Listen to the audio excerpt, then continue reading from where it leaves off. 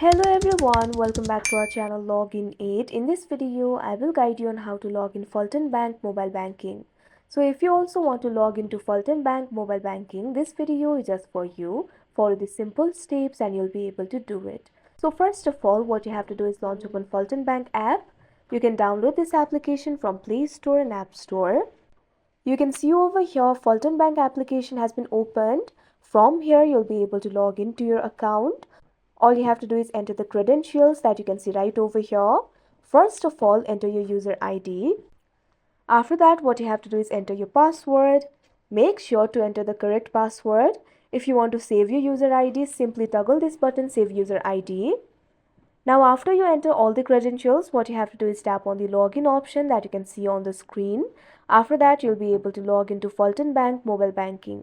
So that is how you log in Fulton Bank mobile banking. I hope you found this video helpful. Thank you for watching. Make sure to like, share and subscribe to our channel.